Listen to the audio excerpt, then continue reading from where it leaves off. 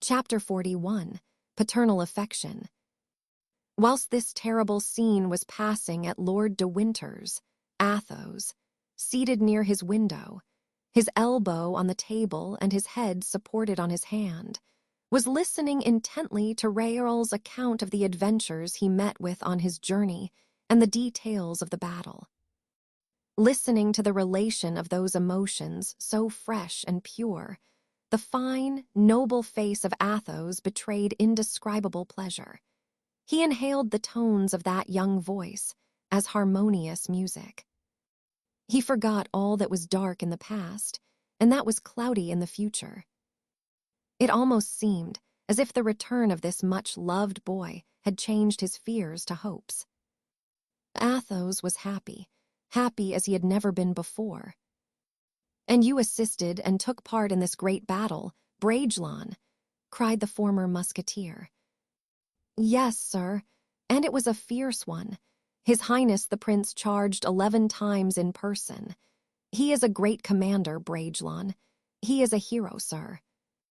I did not lose sight of him for an instant. Though, how fine it is to be called Condé and to be so worthy of such a name. He was calm and radiant, was he not? As calm as at parade, radiant as at a fete. When we went up to the enemy, it was slowly. We were forbidden to draw first, and we were marching toward the Spaniards, who were on a height with lowered muskets. When we arrived about 30 paces from them, the prince turned around to the soldiers. "Comrades," he said, "you are about to suffer a furious discharge, but after that you will make short work with those fellows." There was such dead silence that friends and enemies could have heard these words. Then raising his sword, "Sound trumpets," he cried. "Well, very good. You will do as much when the opportunity occurs, will you, Raoul?" "I know not, sir, but I thought it really very fine and grand." "Were you afraid, Raoul?" asked the Count. "Yes, sir," replied the young man naively. "I felt a great chill at my heart, and at the word fire, which resounded in Spanish from the enemy's ranks, I closed my eyes and thought of you." "In honest truth, Raoul," said Athos, pressing his hand. "Yes, sir." At that instant there was such a rataplan of musketry that one might have imagined the infernal regions had opened. Those who were not killed felt the heat of the flames. I opened my eyes, astonished to find myself alive and even unhurt. A third of the squadron were lying on the ground, wounded, dead, or dying. At that moment, I encountered the eye of the prince. I had but one thought, and that was that he was observing me. I spurred on and found myself in the enemy's ranks.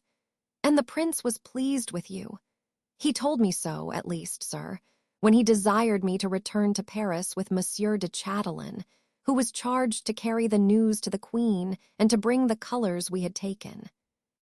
"Go," said he. "The enemy will not rally for 15 days, and until that time I have no need of your service. Go and see those whom you love and who love you, and tell my sister de Longueville that I thank her for the present that she made me of you. And I came, sir," added Raoul, gazing at the Count with a smile of real affection, "for I thought you would be glad to see me again." Athos drew the young man toward him and pressed his lips to his brow, as he would have done to a young daughter. "And now, Raoul," said he, "you are launched. You have dukes for friends, a marshal of France for godfather, a prince of the blood as commander. And on the day of your return you have been received by 2 queens. It is not so bad for a novice." "Oh, sir," said Raoul suddenly, "you recall something which in my haste to relate my exploits I had forgotten. It is that there was with Her Majesty the Queen of England a gentleman who, when I pronounced your name, uttered a cry of surprise and joy. He said he was a friend of yours, asked your address, and is coming to see you." "What is his name?" "I did not venture to ask, sir. He spoke elegantly, although I thought from his accent he was an Englishman." "Ah," said Athos, leaning down his head as if to remember who it could be. Then, when he raised it again, he was struck by the presence of a man who was standing at the open door, and was gazing at him with a compassionate air. "Lord de Winter," exclaimed the Count. "Athos, my friend," and the two gentlemen were for an instant locked in each other's arms. Then Athos, looking into his friend's face and taking him by both hands, said, "What ails you, my lord? You appear as unhappy as I am the reverse." "Yes, truly, dear friend, and I may even say the sight of you increases my dismay." And De Winter glancing around him, Raoul quickly understood that the two friends wished to be alone, and he therefore left the room unaffectedly. "Come, now that we are alone," said Athos, "let us talk of yourself." "Whilst we are alone, let us speak of ourselves," replied De Winter. "He is here." "Who?" "Milady's son." Athos, again struck by this name, which seemed to pursue him like an echo, hesitated for a moment, then slightly knitting his brows, he calmly said, "I know it. Grimaud met him between Bethune and Arras and then came here to warn me of his presence." "Does Grimaud know him, then?" "No, but he was present at the deathbed of a man who knew him." "The headsman of Bethune," exclaimed De Winter. "You know about that?" cried Athos, astonished. "He has just left me," replied De Winter, "after telling me all." "Ah, my friend, what a horrible scene! Why did we not destroy the child with the mother?" "What need you fear?" said Athos, recovering from the instinctive fear he had at first experienced by the aid of reason. "Are we not men accustomed to defend ourselves? Is this young man an assassin by profession, a murderer in cold blood? He has killed the executioner of Bethune in an access of passion, but now his fury is assuaged." De Winter smiled sorrowfully and shook his head. "Do you not know the race?" said he. "Pooh," said Athos, trying to smile in his turn. "It must have lost its ferocity in the second generation.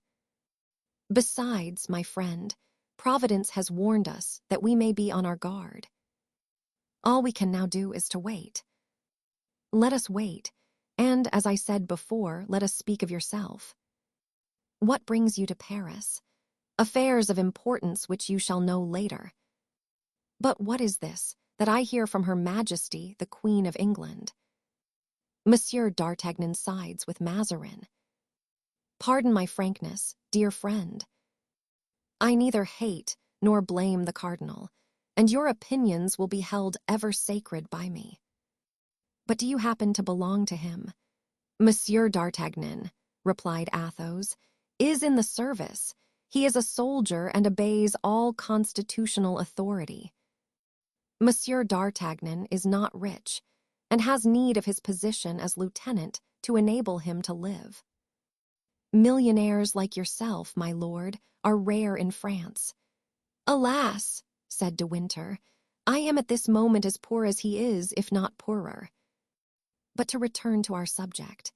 Well, then, you wish to know if I am of Mazarin's party?" "No." "Pardon my frankness, too, my lord. I am obliged to you, Count, for this pleasing intelligence.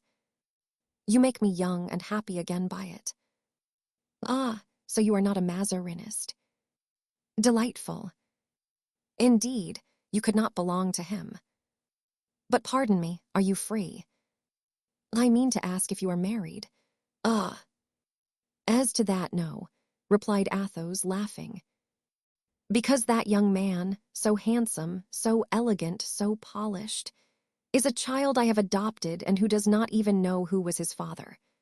Very well, you are always the same, Athos, great and generous. Are you still friends with Monsieur Porthos and Monsieur Aramis? Add Monsieur d'Artagnan, my lord. We still remain 4 friends devoted to each other. But when it becomes a question of serving the cardinal or of fighting him, of being Mazarinists or Frondists, then we are only 2. "Is Monsieur Aramis with d'Artagnan?" asked Lord de Winter. "No," said Athos. "Monsieur Aramis does me the honor to share my opinions.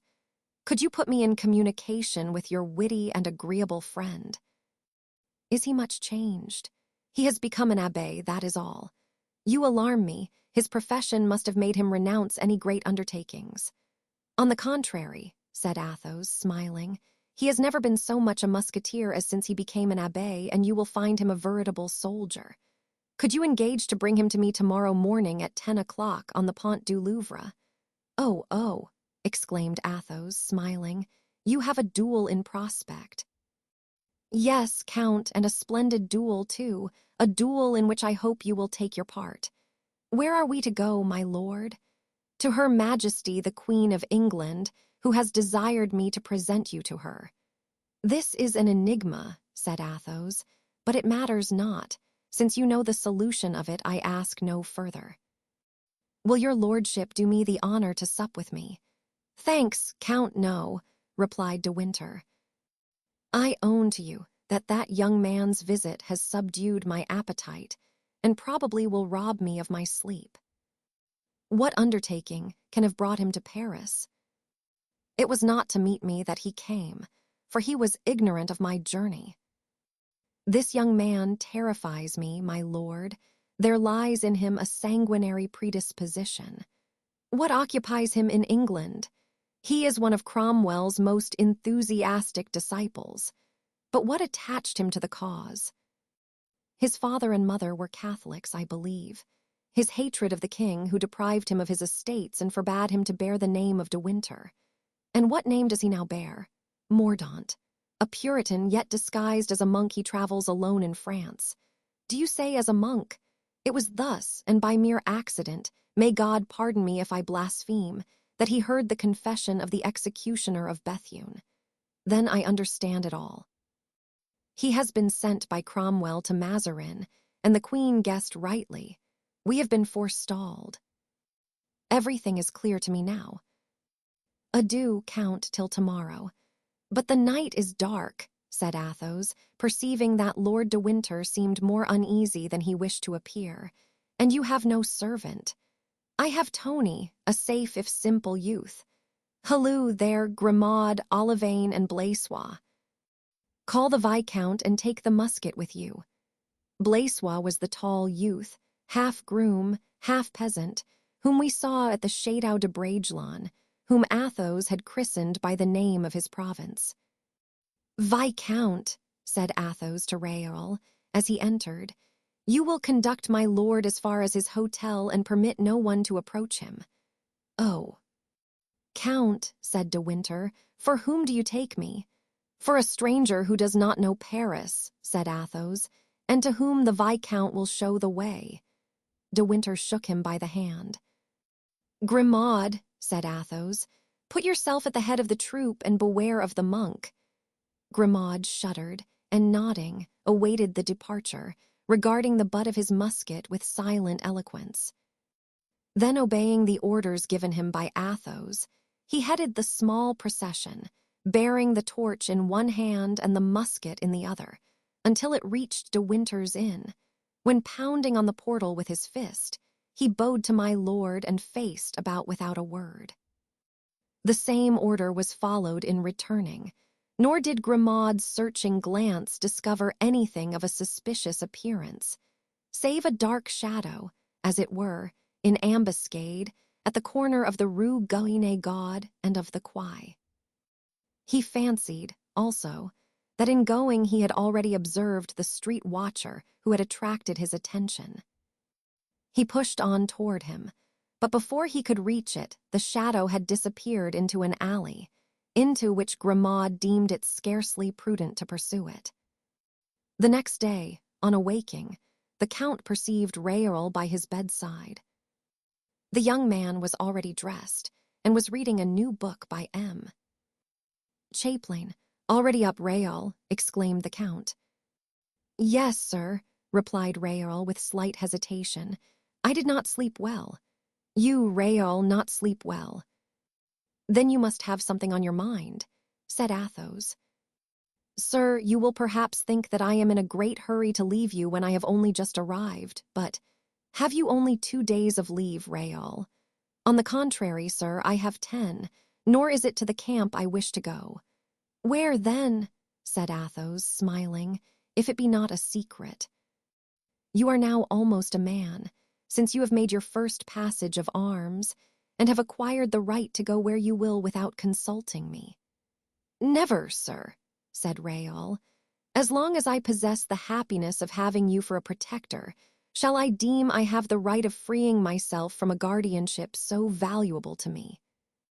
I have, however, a wish to go and pass a day at Blois. You look at me and you are going to laugh at me."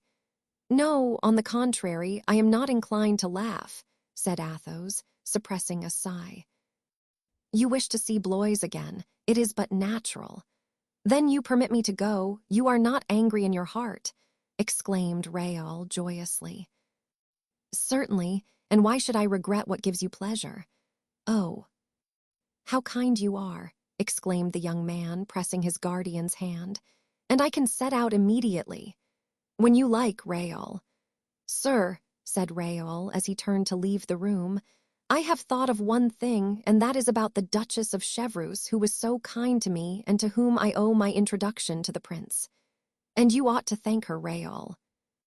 "Well, try the Hotel de Lines, Raoul, and ask if the Duchess can receive you. I am glad to see you pay attention to the usages of the world. You must take Grimaud and Olivain." "Both, sir?" asked Raoul, astonished. "Both." Raoul went out, and when Athos heard his young, joyous voice calling to Grimaud and Olivain, he sighed. "It is very soon to leave me," he thought, but he follows the common custom. Nature has made us thus. She makes the young look ever forward, not behind. He certainly likes the child, but will he love me less as his affection grows for her? And Athos confessed to himself that he was unprepared for so prompt a departure, but Raoul was so happy that this reflection effaced everything else from the consideration of his guardian. Everything was ready at 10 o'clock for the departure, and as Athos was watching Raoul mount, a groom rode up from the Duchess de Chevreuse. He was charged to tell the Comte de la Fere that she had learned of the return of her youthful protégé, and also the manner he had conducted himself on the field, and she added that she should be very glad to offer him her congratulations. "Tell her Grace," replied Athos, "that the Viscount has just mounted his horse to proceed to the Hotel de Lines." Then, with renewed instructions to Grimaud, Athos signified to Raoul that he could set out, and ended by reflecting that it was perhaps better that Raoul should be away from Paris at that moment. Chapter 42. Another queen in want of help. Athos had not failed to send early to Aramis, and had given his letter to Blaisois, the only serving man whom he had left. Blaisois found Bazin donning his beadle's gown, his services being required that day at Notre Dame. Athos had desired Blaisois to try to speak to Aramis himself. Blaisois, a tall, simple youth who understood nothing but what he was expressly told, asked, therefore, for the Abbé de Herblay, and in spite of Bazin's assurances that his master was not at home, he persisted in such a manner as to put Bazin into a passion. Blaisois, seeing Bazin in clerical guise, was a little discomposed at his denials and wanted to pass at all risks, believing, too, that the man with whom he had to do was endowed with the virtues of his cloth, namely, patience and Christian charity. But Bazin, still the servant of a musketeer, when once the blood mounted to his fat cheeks, seized a broomstick and began belabouring Blaisois, saying, "You have insulted the church, my friend, you have insulted the church." At this moment Aramis, aroused by this unusual disturbance, cautiously opened the door of his room, and Blaisois, looking reproachfully at the Cerberus, drew the letter from his pocket and presented it to Aramis. "From the Comte de la Fere," said Aramis. "All right," and he retired into his room without even asking the cause of so much noise. Blaisois returned disconsolate to the hotel of the Grand Roi Charlemagne, and when Athos inquired if his commission was executed, he related his adventure. "You foolish fellow," said Athos, laughing. "And you did not tell him that you came from me?" "No, sir."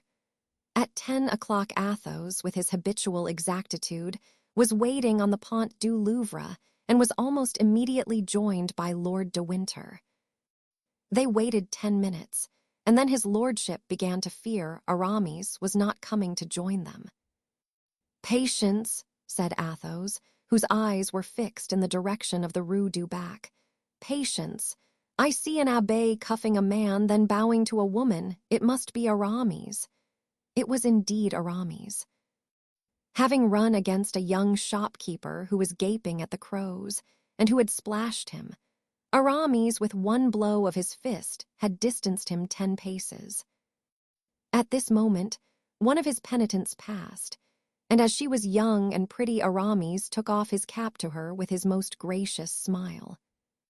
A most affectionate greeting, as one can well believe, took place between him and Lord de Winter. "Where are we going?"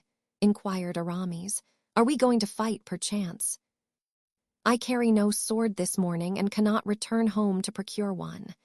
"No," said Lord de Winter, "we are going to pay a visit to Her Majesty the Queen of England." "Oh, very well," replied Aramis, then bending his face down to Athos's ear. "What is the object of this visit?" continued he. "Nay, I know not. Some evidence required from us, perhaps." "May it not be about that cursed affair?" asked Aramis. "In which case I do not greatly care to go, for it will be to pocket a lecture, and since it is my function to give them to others, I am rather averse to receiving them myself." "If it were so," answered Athos, "we should not be taken there by Lord de Winter, for he would come in for his share. He was one of us." "You're right. Yes, let us go." On arriving at the Louvre, Lord de Winter entered first. Indeed, there was but one porter there to receive them at the gate. It was impossible in daylight, for the impoverished state of the habitation grudging charity had conceded to an unfortunate queen to pass unnoticed by Athos, Aramis, and even the Englishmen. Large rooms, completely stripped of furniture, bare walls upon which, here and there, shone the old gold moldings which had resisted time and neglect, windows with broken panes, impossible to close. No carpets, neither guards nor servants. This is what first met the eyes of Athos, to which he, touching his companion's elbow, directed his attention by his glances. "Mazarin is better lodged," said Aramis. "Mazarin is almost king," answered Athos. "Madame Henrietta is almost no longer queen." "If you would condescend to be clever, Athos," observed Aramis, "I really do think you would be wittier than poor Monsieur de Voiture." Athos smiled. The queen appeared to be impatiently expecting them, for at the first slight noise she heard in the hall leading to her room, she came herself to the door to receive these courtiers in the corridors of misfortune. "Enter, you are welcome, gentlemen," she said. The gentlemen entered and remained standing, but at a motion from the queen they seated themselves. Athos was calm and grave, but Aramis was furious. The sight of such royal misery exasperated him, and his eyes examined every new trace of poverty that presented itself. "You are examining the luxury I enjoy," said the queen, glancing sadly around her. "Madame," replied Aramis, "I must ask your pardon, but I know not how to hide my indignation at seeing how a daughter of Henry IV. is treated at the court of France. Monsieur Aramis is not an officer?" asked the queen of Lord de Winter. "That gentleman is the Abbé de Herblay," replied he. Aramis blushed. "Madame," he said, "I am an abbé, it is true, but I am so against my will. I never had a vocation for the bands. My cassock is fastened by one button only, and I am always ready to become a musketeer once more. This morning, being ignorant that I should have the honor of seeing your majesty, I encumbered myself with this dress, but you will find me none the less a man devoted to your majesty's service. in whatever way you may see fit to use me. The Abbé de Herblay, resumed de Winter, is one of those gallant musketeers formerly belonging to His Majesty King Louis XIII, of whom I have spoken to you, madame. Then turning to Athos, he continued, and this gentleman is that noble Comte de la Fere, whose high reputation is so well known to your majesty. Gentlemen, said the queen, a few years ago I had around me ushers, treasures, armies, and by the lifting of a finger all these were busied in my service. Today look around you, and it may astonish you that in order to accomplish a plan which is dearer to me than life, I have only Lord de Winter, the friend of 20 years, and you, gentlemen, whom I see for the first time and whom I know but as my countrymen. It is enough, said Athos, bowing low, if the lives of 3 men can purchase yours, madame. I thank you, gentlemen. But hear me, continued she. I am not only the most miserable of queens, but the most unhappy of mothers, the most wretched of wives. My children, 2 of them at least, the Duke of York and the Princess Elizabeth, are far away from me, exposed to the blows of the ambitious and our foes. My husband, the king, is leading in England so wretched an existence that it is no exaggeration to aver that he seeks death as a thing to be desired. Hold. Gentlemen, here is the letter conveyed to me by Lord de Winter. Read it. Obeying the queen, Athos read aloud the letter which we have already seen, in which King Charles demanded to know whether the hospitality of France would be accorded him. Well, asked Athos when he had closed the letter. Well, said the queen, it has been refused. The 2 friends exchanged a smile of contempt. And now, said Athos, what is to be done?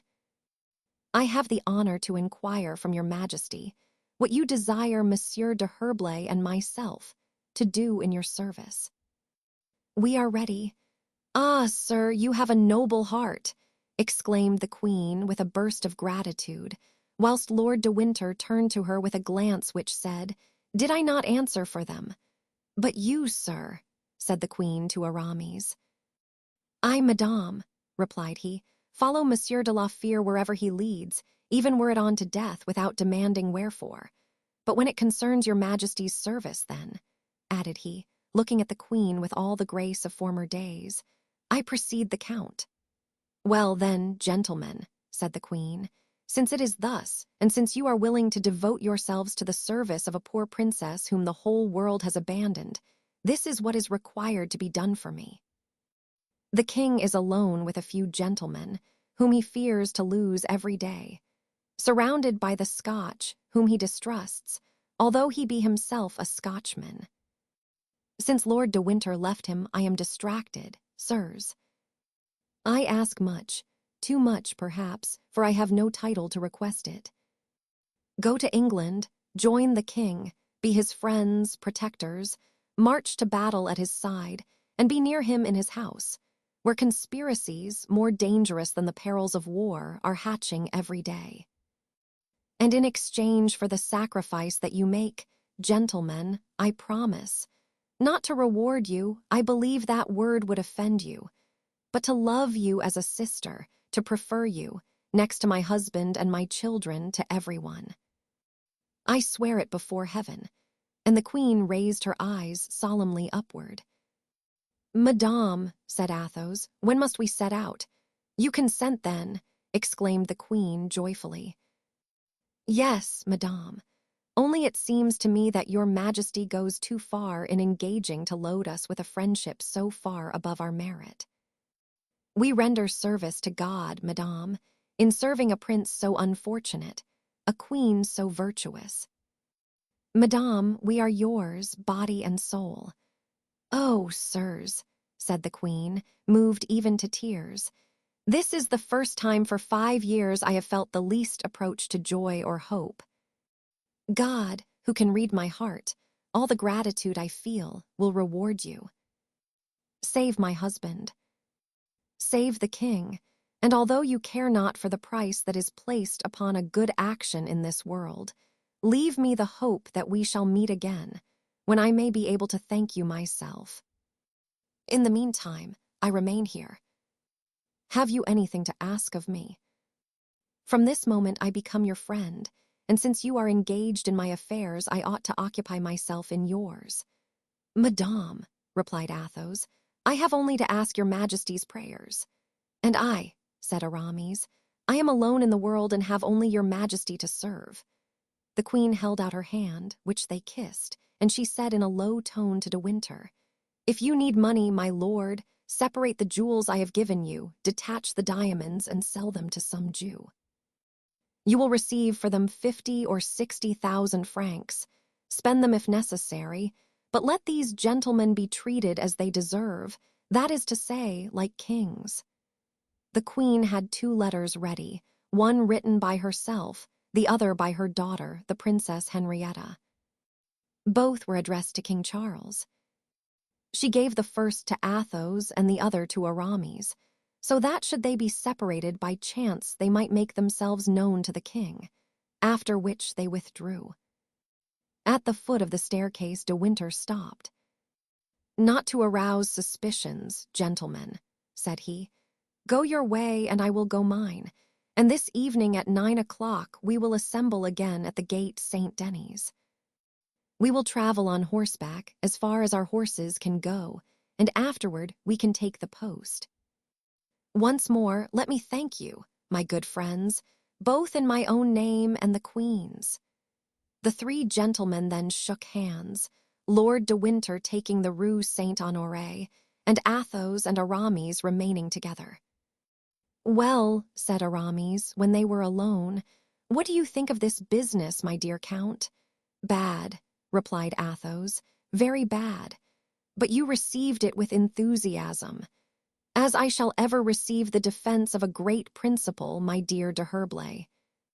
Monarchs are only strong by the assistance of the aristocracy, but aristocracy cannot survive without the countenance of monarchs. Let us, then, support monarchy in order to support ourselves. We shall be murdered there, said Aramis. I hate the English, they are coarse, like every nation that swills beer. Would it be better to remain here, said Athos, and take a turn in the Bastille or the dungeon of Vincennes for having favored the escape of Monsieur de Beaufort? I'faith, Aramis, believe me, there is little left to regret. We avoid imprisonment and we play the part of heroes. The choice is easy. It is true, but in everything, friend, one must always return to the same question. A stupid one, I admit, but very necessary. Have you any money? Something like 100 pistoles that my farmer sent to me the day before I left Bragelonne. But out of that sum I ought to leave 50 for Réal. A young man must live respectably. I have then about 50 pistoles. And you? As for me, I am quite sure that after turning out all my pockets and emptying my drawers, I shall not find 10 louis at home. Fortunately, Lord de Winter is rich. Lord de Winter is ruined for the moment. Oliver Cromwell has annexed his income resources. Now is the time when Baron Porthos would be useful. Now it is that I regret D'Artagnan. Let us entice them away. This secret, Aramis, does not belong to us. Take my advice, then, and let no one into our confidence. And moreover, in taking such a step, we should appear to be doubtful of ourselves. Let us regret their absence to ourselves for our own sakes, but not speak of it. You are right, but what are you going to do until this evening? I have 2 things to postpone. And what are they? First, a thrust with the coadjutor, whom I met last night at Madame de Rambouillet's, and whom I found particular in his remarks respecting me.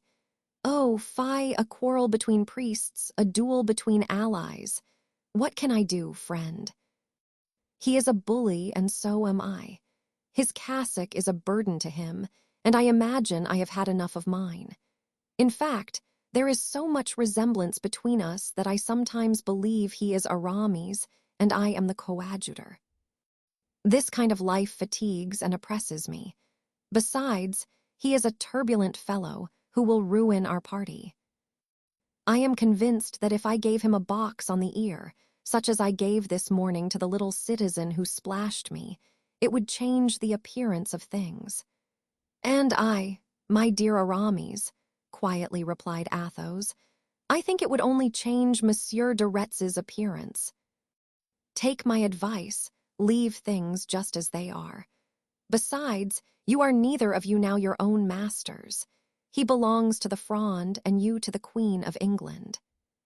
So, if the second matter which you regret being unable to attend to is not more important than the first, oh, that is of the first importance. Attend to it, then, at once. Unfortunately, it is a thing that I can't perform at any time I choose. It was arranged for the evening and no other time will serve. I understand, said Athos, smiling, midnight. About that time. But, my dear fellow, those are things that bear postponement and you must put it off, especially with so good an excuse to give on your return. Yes, if I return. If you do not return, how does it concern you? Be reasonable. Come, you are no longer 20 years old. To my great regret, Mordieu. Ah, if I were but 20 years old. Yes, said Athos, doubtless you would commit great follies. But now we must part. I have 1 or 2 visits to make, and a letter yet to write. Call for me at 8 o'clock, or shall I wait supper for you at 7? That will do very well, said Aramis. I have 20 visits to make and as many letters to write. They then separated. Athos went to pay a visit to Madame de Vendôme, left his name at Madame de Chevreuse's, and wrote the following letter to D'Artagnan. Dear friend, I am about to set off with Aramis on important business. I wish to make my adieus to you, but time does not permit. Remember that I write to you now, to repeat how much affection for you I still cherish. Raoul is gone to Blois and is ignorant of my departure. Watch over him in my absence as much as you possibly can. And if by chance you receive no news of me 3 months hence, tell him to open a packet which he will find addressed to him in my bronze casket at Blois, of which I send you now the key. Embrace Porthos from Aramis and myself. Adieu, perhaps farewell. At the hour agreed upon, Aramis arrived. He was dressed as an officer and had the old sword at his side which he had drawn so often, and which he was more than ever ready to draw. By the by, he said, I think that we are decidedly wrong to depart thus without leaving a line for Porthos and D'Artagnan. The thing is done, dear friend, said Athos. I foresaw that and have embraced them both from you and myself. You are a wonderful man, my dear Count, said Aramis. You think of everything. Well, have you made up your mind to this journey? Quite, and now that I reflect about it, I am glad to leave Paris at this moment. And so am I, replied Athos. My only regret is not having seen D'Artagnan, but the rascal is so cunning he might have guessed our project. When supper was over, Blaisois entered. Sir, said he, here is Monsieur D'Artagnan's answer. But I did not tell you there would be an answer, stupid, said Athos. And I set off without waiting for one, but he called me back and gave me this. And he presented a little leather bag, plump and giving out a golden jingle. Athos opened it and began by drawing forth a little note, written in these terms. My dear Count, when one travels, and especially for 3 months, one never has a superfluity of money. Now, recalling former times of mutual distress, I send you half my purse. It is money to obtain which I made Mazarin sweat. Don't make a bad use of it, I entreat you. As to what you say about not seeing you again, I believe not a word of it. With such a heart as yours, and such a sword, one passes through the valley of the shadow of death a dozen times, unscathed and unalarmed. Au revoir, not farewell. It is unnecessary to say that from the day I saw Raoul I loved him. Nevertheless, Believe that I heartily pray that I may not become to him a father, however much I might be proud of such a son. Your D'Artagnan. P.S. Be it well understood that the 50 louis which I send are equally for Aramis as for you as Aramis. Athos smiled, and his fine eye was dimmed by a tear. D'Artagnan, who had loved him so tenderly, loved him still, although a Mazarinist. There are the 50 louis, I faith, said Aramis, emptying the purse on the table, all bearing the effigy of Louis XIII. Well, what shall you do with this money, Count? Shall you keep it or send it back? I shall keep it, Aramis, and even though I had no need of it, I still should keep it. What is offered from a generous heart should be accepted generously. Take 25 of them, Aramis, and give me the remaining 25. All right, I am glad to see you are of my opinion. There now shall we start? When you like, but have you no groom? No, that idiot Bazin had the folly to make himself verger, as you know, and therefore cannot leave Notre Dame. Very well, take Blaisois, with whom I know not what to do, since I already have Grimaud. Willingly, said Aramis. At this moment, Grimaud appeared at the door. Ready, said he, with his usual curtness. Let us go, then, said Athos. The two friends mounted, as did their servants. At the corner of the quay, they encountered Bazin, who was running breathlessly. Oh, sir, exclaimed he, thank heaven I have arrived in time. Monsieur Porthos has just been to your house and has left this for you, saying that the letter was important and must be given to you before you left. Good, said Aramis, taking a purse which Bazin presented to him. What is this? Wait, your reverence, there is a letter. You know I have already told you that if you ever call me anything but chevalier, I will break every bone in your body. Give me the letter. How can you read? Asked Athos. It is as dark as a cold oven. Wait, said Bazin, striking a flint and setting afire a twisted wax light with which he started the church candles. Thus illumined, Aramis read the following epistle. My dear de Herblay, I learned from D'Artagnan, who has embraced me on the part of the Comte de la Fere and yourself, that you are setting out on a journey which may perhaps last 2 or 3 months. As I know that you do not like to ask money of your friends, I offer you some of my own accord. Here are 200 pistoles, which you can dispose of as you wish and return to me when opportunity occurs. Do not fear that you put me to inconvenience. If I want money, I can send for some to any of my Shatocks. At Brescia alone, I have 20,000 francs in gold.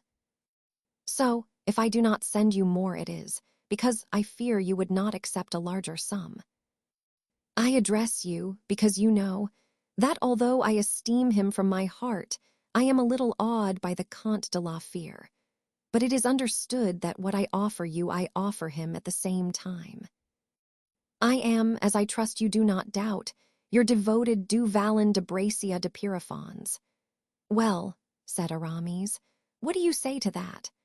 I say, my dear de Herblay, that it is almost sacrilege to distrust Providence when one has such friends, and therefore we will divide the pistoles from Porthos, as we divided the louis sent by D'Artagnan. The division being made by the light of Bazin's taper, the two friends continued their road, and a quarter of an hour later they had joined de Winter at the Porte Saint-Denis. Chapter 43, in which it is proved that first impulses are oftentimes the best. The three gentlemen took the road to Picardy, a road so well known to them, and which recalled to Athos and Aramis some of the most picturesque adventures of their youth. If Mousqueton were with us, observed Athos, on reaching the spot where they had had a dispute with the Paviers, how he would tremble at passing this. Do you remember, Aramis, that it was here he received that famous bullet wound? By my faith, "'Twould be excusable in him to tremble," replied Aramis, "for even I feel a shudder at the recollection. Hold, just above that tree is the little spot where I thought I was killed." It was soon time for Grimaud to recall the past. Arriving before the inn at which his master and himself had made such an enormous repast, he approached Athos and said, showing him the air-hole of the cellar, "Sausages!" Athos began to laugh, for this juvenile escapade of his appeared to be as amusing as if someone had related it of another person. At last, after traveling 2 days and a night, they arrived at Boulogne toward the evening, favored by magnificent weather. Boulogne was a strong position, then almost a deserted town, built entirely on the heights. What is now called the Lower Town did not then exist. "Gentlemen," said de Winter, on reaching the gate of the town, "let us do here as at Paris. Let us separate to avoid suspicion. I know an inn, little frequented, but of which the host is entirely devoted to me. I will go there where I expect to find letters, and you go to the first tavern in the town, to L'Épée du Grand Henry, for instance, refresh yourselves, and in 2 hours be upon the jetty. Our boat is waiting for us there." The matter being thus decided, the two friends found, about 200 paces further, the tavern indicated. Their horses were fed, but not unsaddled. The grooms supped, for it was already late, and their 2 masters, impatient to return, appointed a place of meeting with them on the jetty and desired them on no account to exchange a word with anyone.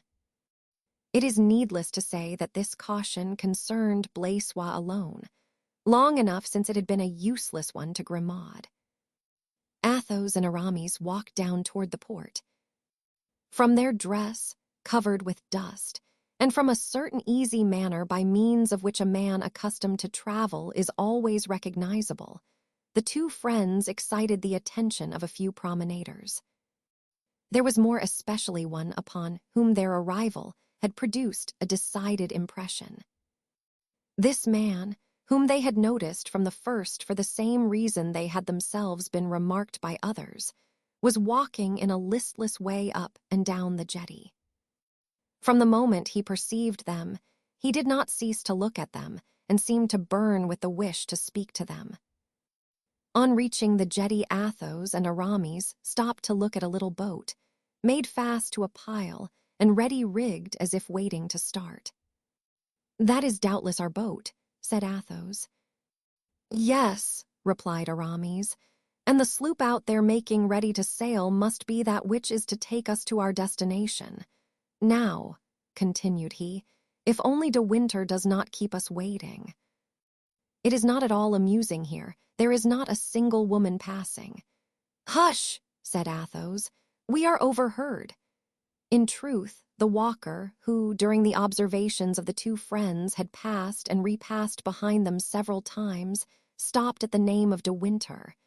But as his face betrayed no emotion at mention of this name, it might have been by chance he stood so still. "Gentlemen," said the man, who was young and pale, bowing with ease and courtesy, "pardon my curiosity, but I see you come from Paris, or at least that you are strangers at Boulogne." "We come from Paris, yes," replied Athos with the same courtesy. "What is there we can do for you?" "Sir," said the young man, "will you be so good as to tell me if it be true that Cardinal Mazarin is no longer minister?" "That is a strange question," said Aramis. "He is and he is not," replied Athos. "That is to say, he is dismissed by one half of France, but by intrigues and promises he makes the other half sustain him. You will perceive that this may last a long time."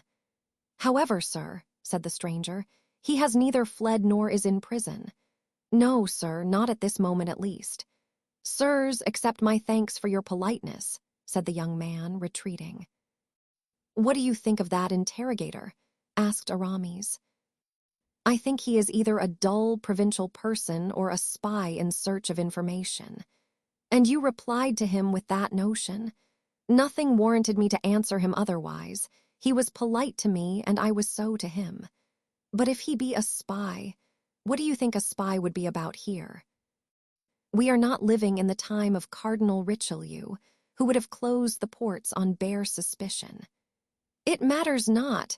You were wrong to reply to him as you did, continued Aramis, following with his eyes the young man, now vanishing behind the cliffs.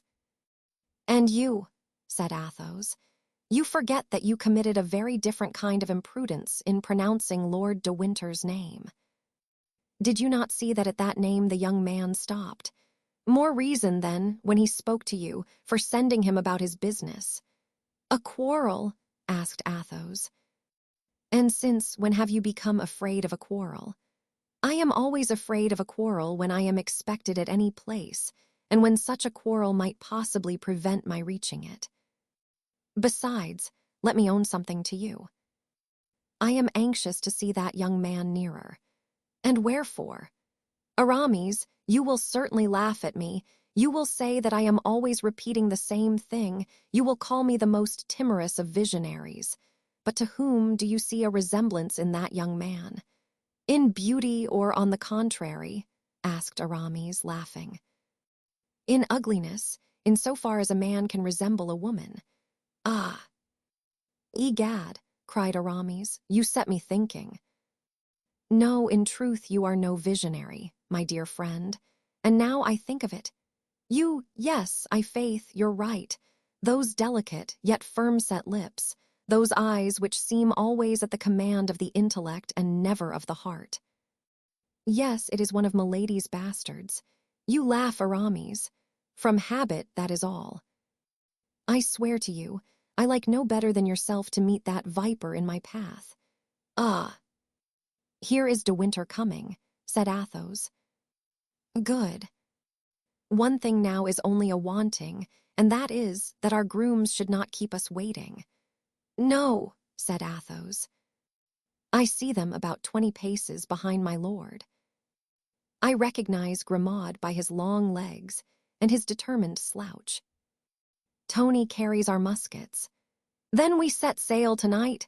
Asked Aramis, glancing toward the west, where the sun had left a single golden cloud, which, dipping into the ocean, appeared by degrees to be extinguished. Probably, said Athos. Diable, resumed Aramis, I have little fancy for the sea by day, still less at night. The sounds of wind and wave, the frightful movements of the vessel. I confess I prefer the convent of Noisy. Athos smiled sadly, for it was evident that he was thinking of other things as he listened to his friend and moved toward De Winter. What ails our friend? Said Aramis. He resembles one of Dante's damned, whose neck Apollyon has dislocated and who are ever looking at their heels. What the devil makes him glower thus behind him? When De Winter perceived them, in his turn he advanced toward them with surprising rapidity. What is the matter, my lord? Said Athos, and what puts you out of breath thus? Nothing, replied De Winter. Nothing, and yet in passing the heights it seemed to me, and he again turned round. Athos glanced at Aramis. But let us go, continued De Winter. Let us be off. The boat must be waiting for us, and there is our sloop at anchor. Do you see it there? I wish I were on board already. And he looked back again. He has seen him, said Athos in a low tone to Aramis. They had reached the ladder which led to the boat. De Winter made the grooms who carried the arms and the porters with the luggage descend first, and was about to follow them. At this moment, Athos perceived a man walking on the seashore parallel to the jetty, and hastening his steps, as if to reach the other side of the port, scarcely 20 steps from the place of embarking. He fancied in the darkness that he recognized the young man who had questioned him. Athos now descended the ladder in his turn, without losing sight of the young man. The latter, to make a short cut, had appeared on a sluice. He certainly bodes us no good, said Athos, but let us embark. Once out at sea, let him come. and Athos sprang into the boat, which was immediately pushed off and which soon sped seawards under the efforts of 4 stalwart rowers. But the young man had begun to follow, or rather to advance before the boat. She was obliged to pass between the point of the jetty, surmounted by a beacon just lighted, and a rock which jutted out. They saw him in the distance, climbing the rock in order to look down upon the boat as it passed. "Aye, but," said Aramis, "that young fellow is decidedly a spy." "Which is the young man?" asked De Winter, turning around. "He who followed us and spoke to us awaits us there. Behold!" De Winter turned and followed the direction of Aramis's finger. The beacon bathed with light the little strait through which they were about to pass, and the rock where the young man stood with bare head and crossed arms. "It is he," exclaimed De Winter, seizing the arm of Athos. "It is he. I thought I recognized him, and I was not mistaken." "Whom do you mean?" asked Aramis. "Milady's son," replied Athos. "The monk!" exclaimed Grimaud. The young man heard these words, and bent so forward over the rock that one might have supposed he was about to precipitate himself from it. "Yes, it is I, my uncle. I, the son of Milady. I, the monk. I, the secretary and friend of Cromwell. I know you now, both you and your companions." In that boat sat 3 men, unquestionably brave, whose courage no man would have dared dispute. Nevertheless, at that voice, that accent, and those gestures, they felt a chill access of terror cramp their veins.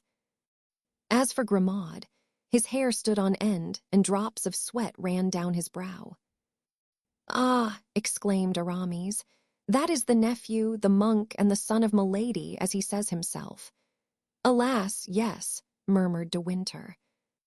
"Then wait," said Aramis, and with the terrible coolness which on important occasions he showed, he took one of the muskets from Tony, shouldered and aimed it at the young man, who stood, like the accusing angel, upon the rock. "Fire!"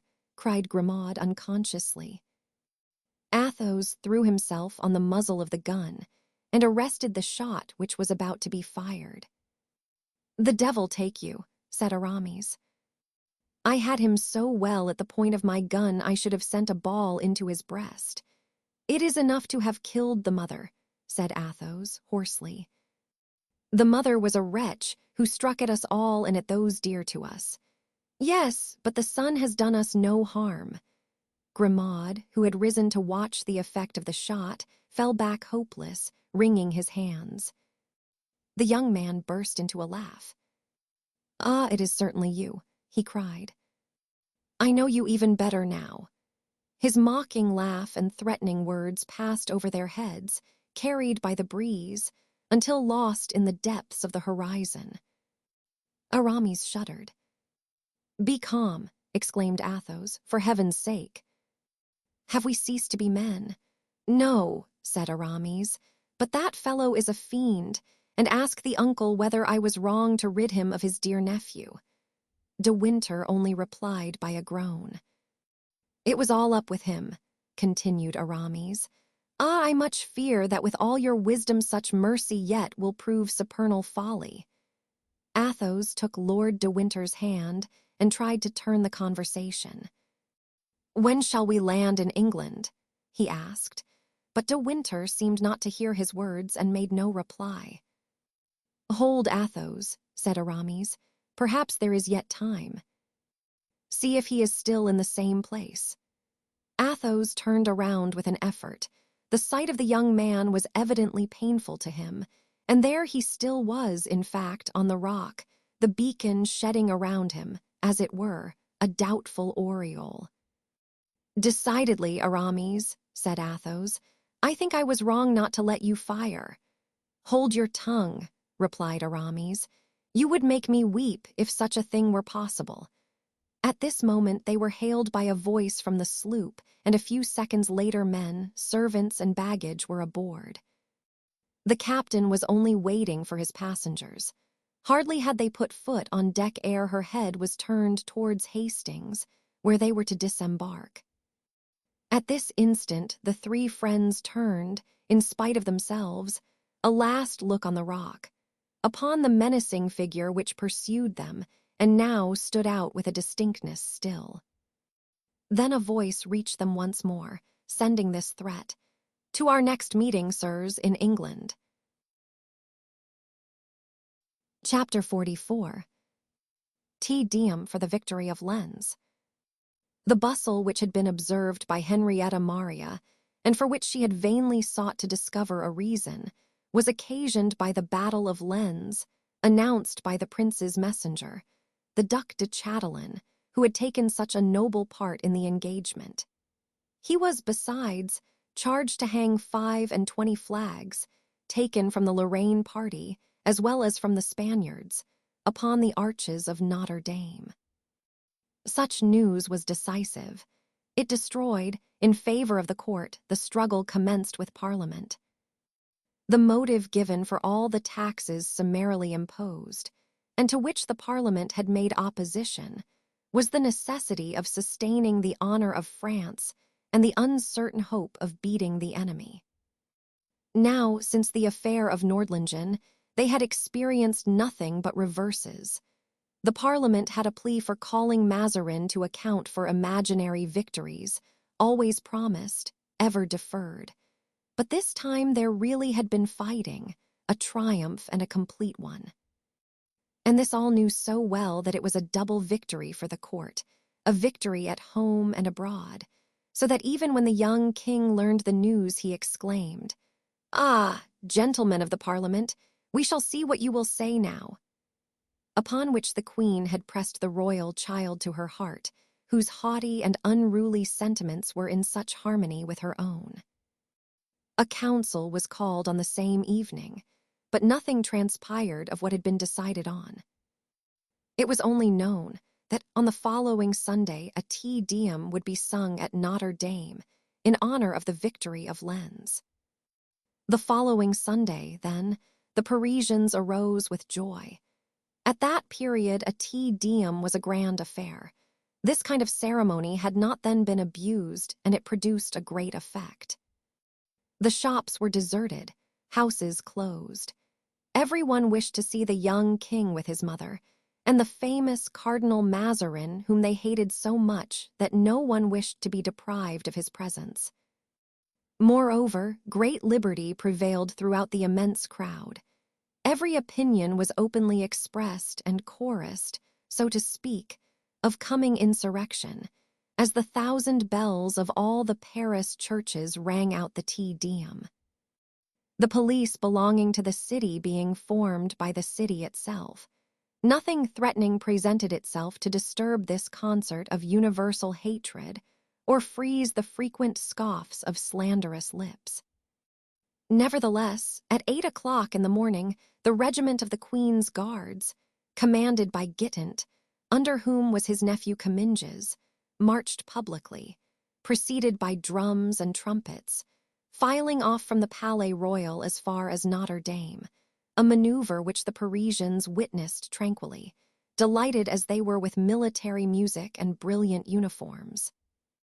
Friquet had put on his Sunday clothes, under the pretext of having a swollen face which he had managed to simulate by introducing a handful of cherry kernels into one side of his mouth, and had procured a whole holiday from Bazin. On leaving Bazin, Friquet started off to the Palais Royal, where he arrived at the moment of the turning out of the regiment of guards. And as he had only gone there for the enjoyment of seeing it and hearing the music, he took his place at their head, beating the drum on 2 pieces of slate and passing from that exercise to that of the trumpet, which he counterfeited quite naturally with his mouth in a manner which had more than once called forth the praises of amateurs of imitative harmony. This amusement lasted from the Barrière des Surgeons to the place of Notre Dame, and Friquet found in it very real enjoyment.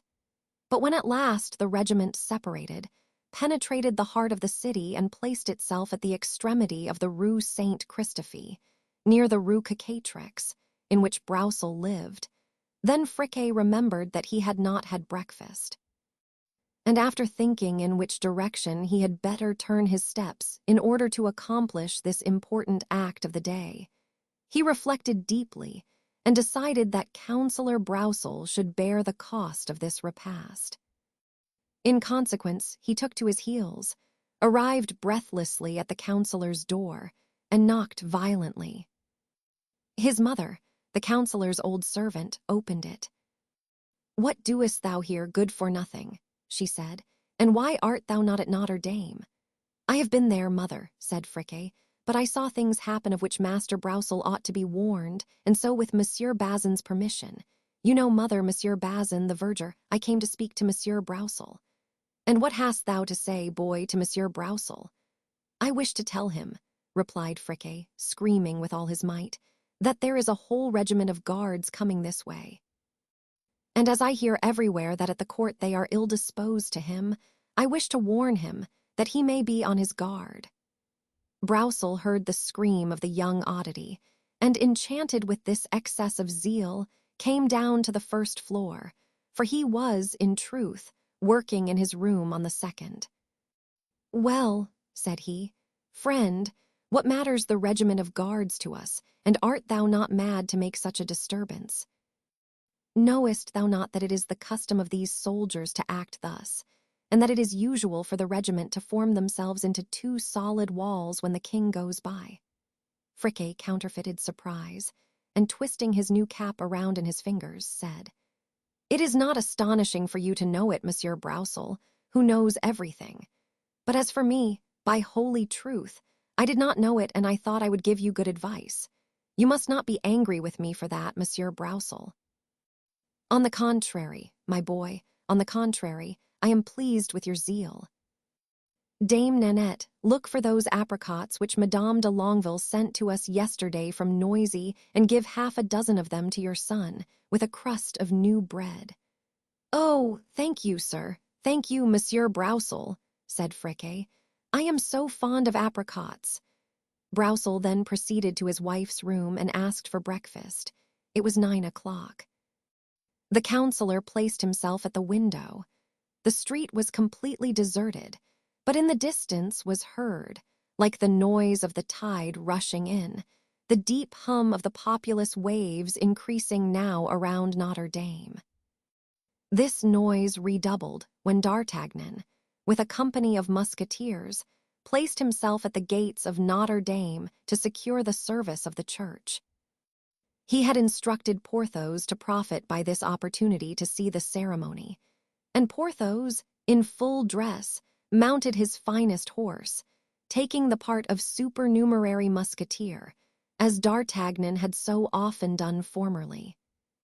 The sergeant of this company, a veteran of the Spanish wars, had recognized Porthos, his old companion, and very soon all those who served under him were placed in possession of startling facts concerning the honor of the ancient musketeers of Tréville. Porthos had not only been well received by the company, but he was moreover looked on with great admiration.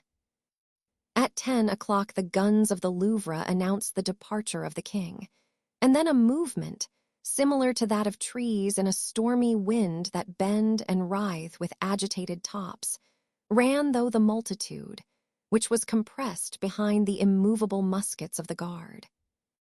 At last the king appeared with the queen in a gilded chariot. 10 other carriages followed, containing the ladies of honor, the officers of the royal household, and the court. "God save the king!" was the cry in every direction. The young monarch gravely put his head out of the window, looked sufficiently grateful and even bowed, at which the cries of the multitude were renewed. Just as the court was settling down in the cathedral, a carriage, bearing the arms of Comminges, quitted the line of the court carriages and proceeded slowly to the end of the Rue Saint-Christophe, now entirely deserted. When it arrived there, 4 guards and a police officer, who accompanied it, mounted into the heavy machine and closed the shutters. Then, through an opening cautiously made, the policeman began to watch the length of the Rue Cocatrix, as if he was waiting for someone. All the world was occupied with the ceremony, so that neither the chariot nor the precautions taken by those who were within it had been observed. Friquet, whose eye, ever on the alert, could alone have discovered them, had gone to devour his apricots upon the entablature of a house in the square of Notre Dame. Thence he saw the king, the queen, and Monsieur Mazarin, and heard the mass as well as if he had been on duty. Toward the end of the service, the queen, seeing Comminges standing near her, waiting for a confirmation of the order she had given him before quitting the Louvre, said in a whisper, "Go, Comminges, and may God aid you." Comminges immediately left the church and entered the Rue Saint-Christophe.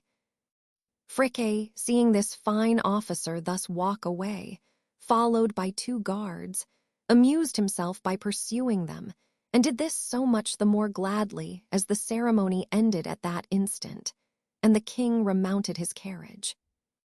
Hardly had the police officer observed Comminges at the end of the Rue Cacatrix when he said one word to the coachman, who at once put his vehicle into motion and drove up before Broussel's door.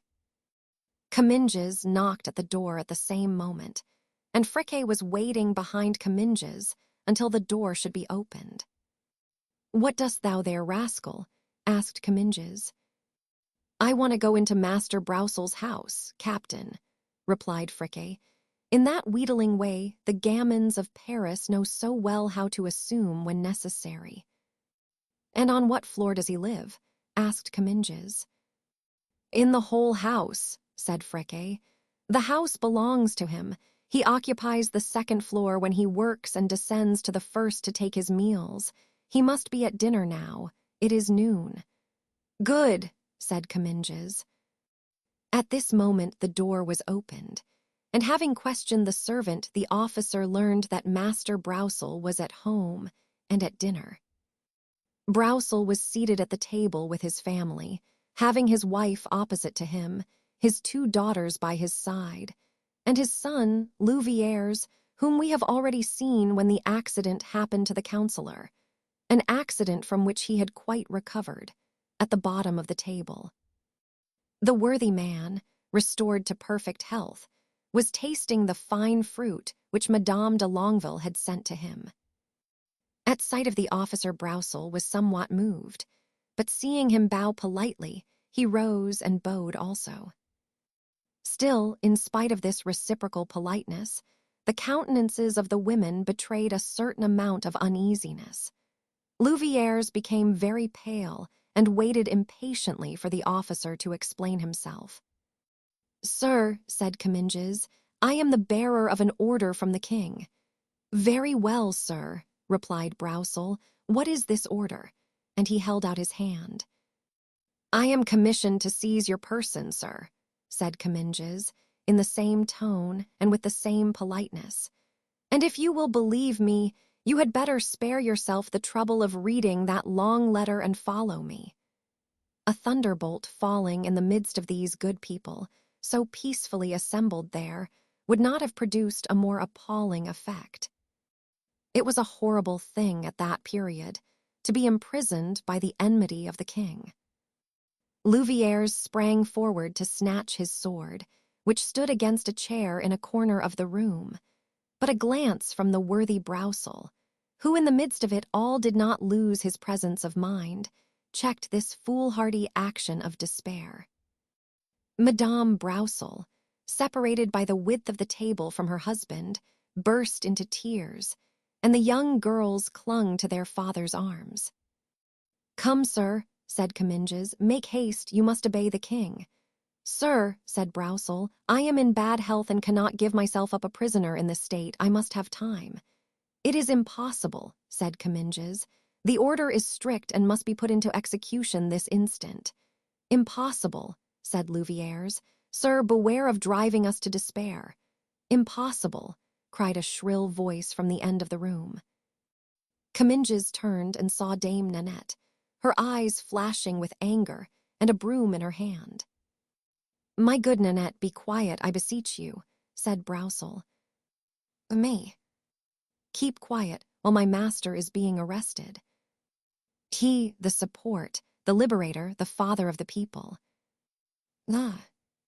Well, yes, you have to know me yet. Are you going? Added she to Comminges. The latter smiled. Come, sir, said he, addressing Brousel. Silence that woman and follow me. Silence me. Me, said Nanette. Ah. Yet one wants someone besides you for that, my fine king's cockatoo. You shall see. And Dame Nanette sprang to the window, threw it open, and in such a piercing voice that it might have been heard in the square of Notre Dame.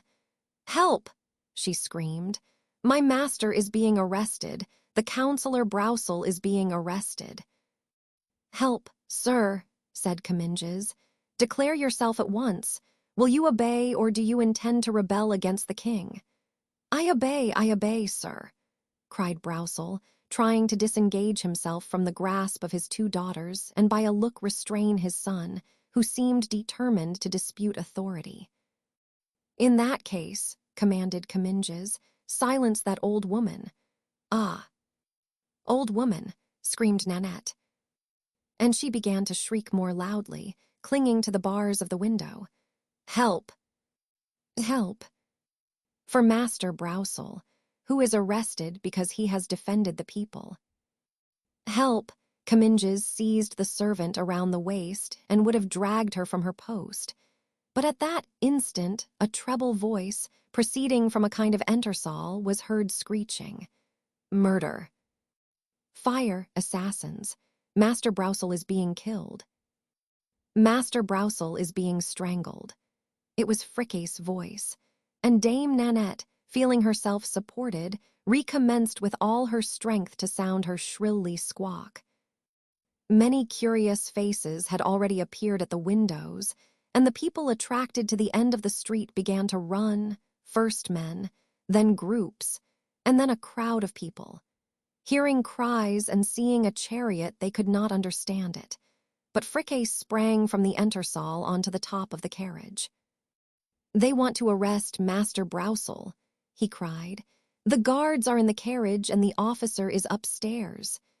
The crowd began to murmur and approached the house.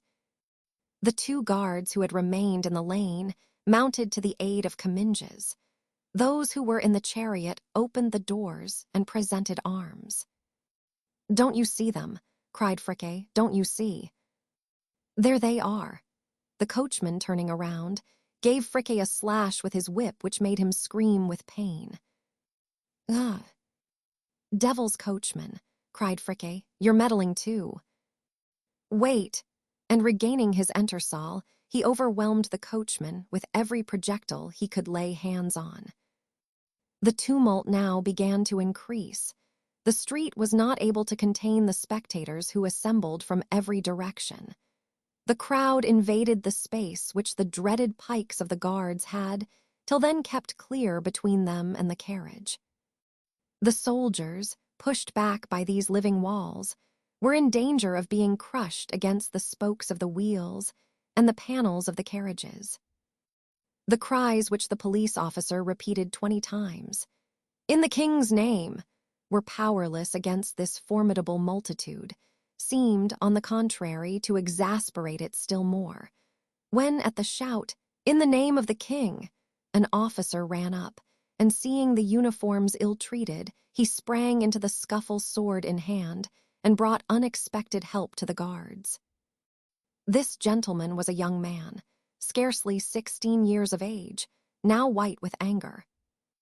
He leaped from his charger, placed his back against the shaft of the carriage, making a rampart of his horse, drew his pistols from their holsters and fastened them to his belt, and began to fight with the back sword, like a man accustomed to the handling of his weapon. During 10 minutes, he alone kept the crowd at bay. At last Comminges appeared, pushing Brousel before him. "Let us break the carriage," cried the people. "In the king's name," cried Comminges. "The first who advances is a dead man," cried Raoul, for it was in fact he who, feeling himself pressed and almost crushed by a gigantic citizen, pricked him with the point of his sword and sent him howling back. Comminges, so to speak, threw Broussel into the carriage and sprang in after him. At this moment, a shot was fired, and a ball passed through the hat of Comminges and broke the arm of one of the guards. Comminges looked up and saw amidst the smoke the threatening face of Louvieres appearing at the window of the second floor. "Very well, sir," said Comminges, "you shall hear of this anon." "And you of me, sir," said Louvieres, "and we shall see then who can speak the loudest." Friquet and Nanette continued to shout. The cries, the noise of the shot, and the intoxicating smell of powder produced their usual maddening effects. "Down with the officer." "Down with him," was the cry. "One step nearer," said Comminges, putting down the sashes, that the interior of the carriage might be well seen, and placing his sword on his prisoner's breast.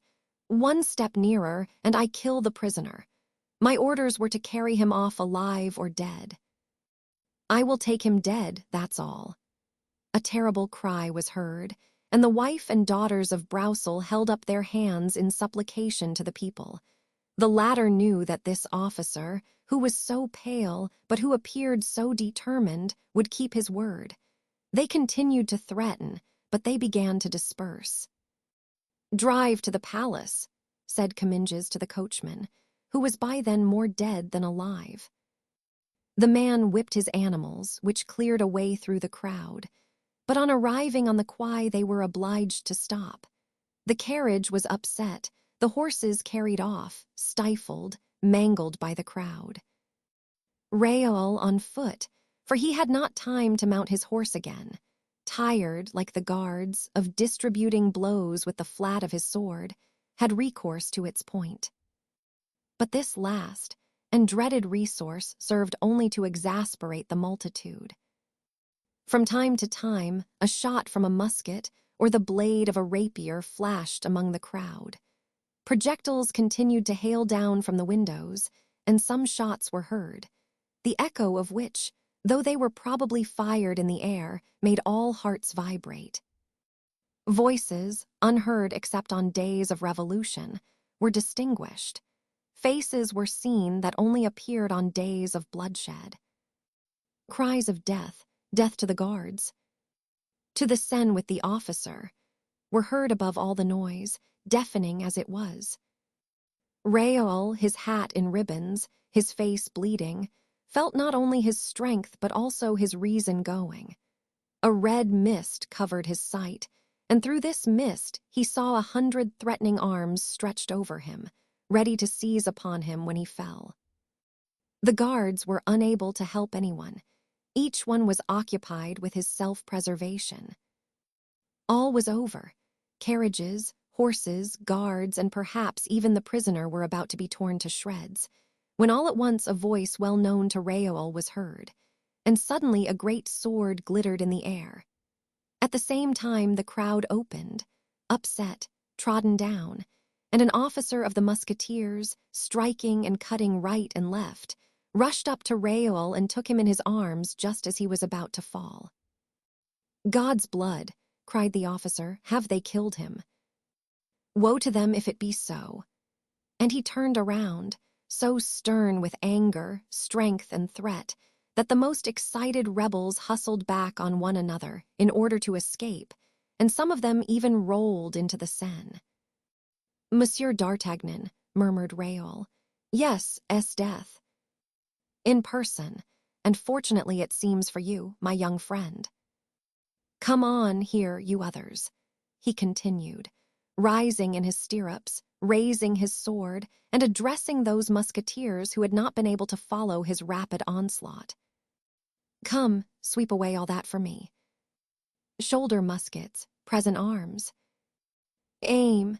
At this command, the mountain of populace thinned so suddenly that D'Artagnan could not repress a burst of Homeric laughter. "Thank you, D'Artagnan," said Comminges, showing half of his body through the window of the broken vehicle.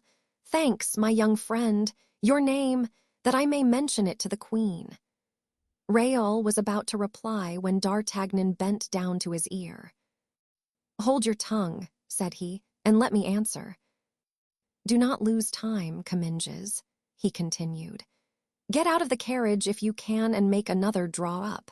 Be quick, or in 5 minutes the mob will be on us again with swords and muskets, and you will be killed. Hold. There's a carriage coming over yonder. Then, bending again to Raoul, he whispered, Above all things, do not divulge your name. That's right. I will go, said Comminges, and if they come back, fire. Not at all, not at all, replied D'Artagnan. Let no one move. On the contrary, one shot at this moment would be paid for dearly tomorrow. Comminges took his 4 guards and as many musketeers and ran to the carriage, from which he made the people inside dismount, and brought them to the vehicle which had upset. But when it was necessary to convey the prisoner from one carriage to the other, the people, catching sight of him whom they called their liberator, uttered every imaginable cry and knotted themselves once more around the vehicle. Start, start, said D'Artagnan. There are 10 men to accompany you. I will keep 20 to hold in check the mob. Go, and lose not a moment. 10 men for Monsieur de Comminges. As the carriage started off, the cries were redoubled, and more than 10,000 people thronged the quay and overflowed the Pont Neuf and adjacent streets. A few shots were fired, and 1 musketeer was wounded. Forward, cried D'Artagnan, driven to extremities, biting his mustache, and then he charged with his 20 men and dispersed them in fear. 1 man alone remained in his place, gun in hand. Ah, he exclaimed, it is thou who wouldst have him assassinated. Wait an instant, and he pointed his gun at D'Artagnan, who was riding toward him at full speed. D'Artagnan bent down to his horse's neck. The young man fired, and the ball severed the feathers from the hat. The horse started, brushed against the imprudent man, who thought by his strength alone to stay the tempest, and he fell against the wall. D'Artagnan pulled up his horse, and whilst his musketeers continued to charge, he returned and bent with drawn sword over the man he had knocked down. Oh, sir, exclaimed Raoul, recognizing the young man as having seen him in the Rue Cocatrix. Spare him. It is his son. D'Artagnan's arm dropped to his side. Ah, you are his son, he said. That is a different thing.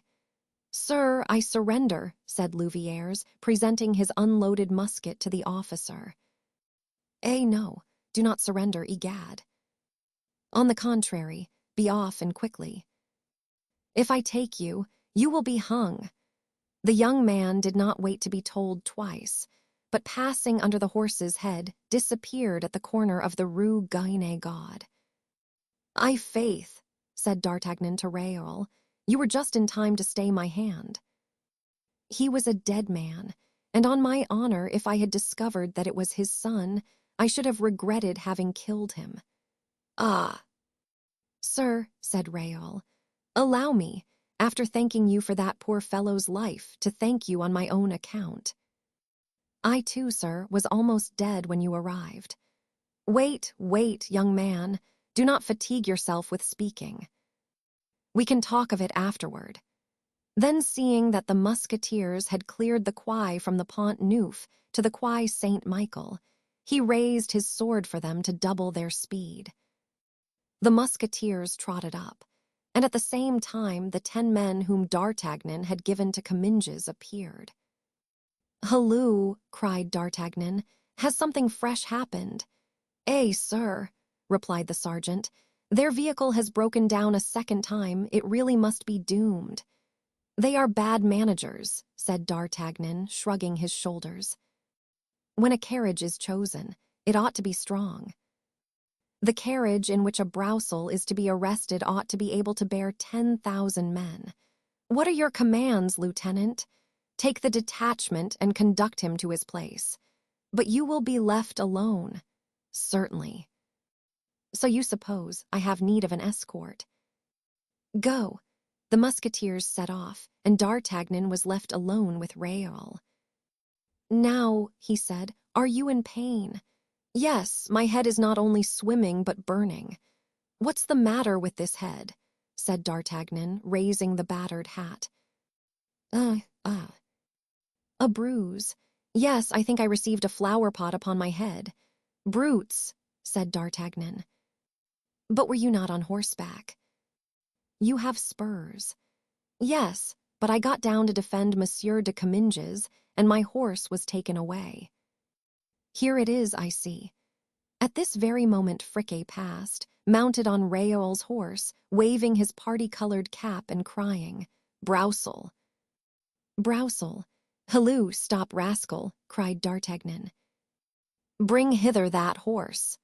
Friquet heard perfectly, but he pretended not to do so and tried to continue his road. D'Artagnan felt inclined for an instant to pursue Master Friquet, but not wishing to leave Réal alone, he contented himself with taking a pistol from the holster and cocking it. Friquet had a quick eye and a fine ear. He saw D'Artagnan's movement, heard the sound of the click, and stopped at once. "Ah, it is you, your honor," he said, advancing toward D'Artagnan, "and I am truly pleased to meet you." D'Artagnan looked attentively at Friquet and recognized the little chorister of the Rue de la Calendar. "Ah, tease thou rascal," said he, "come here. So thou hast changed thy trade. Thou art no longer a choir boy nor a tavern boy. Thou hast become a horse-stealer." "Ah, your honor, how can you say so?" exclaimed Friquet.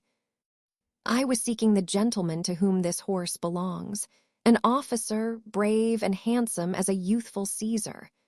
Then, pretending to see Réal for the first time, "Ah, but if I mistake not," continued he, "here he is. You won't forget the boy, sir." Réal put his hand in his pocket. "What are you about?" asked D'Artagnan. "To give 10 francs to this honest fellow," replied Réal, taking a pistole from his pocket. "10 kicks on his back," said D'Artagnan. "Be off, you little villain, and forget not that I have your address." Friquet, who did not expect to be let off so cheaply, bounded off like a gazelle up the Quai et la Rue Dauphine and disappeared. Réal mounted his horse, and both leisurely took their way to the Rue Tiquetonne.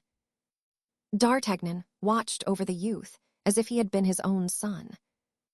They arrived, without accident, at the Hôtel de la Chevrette.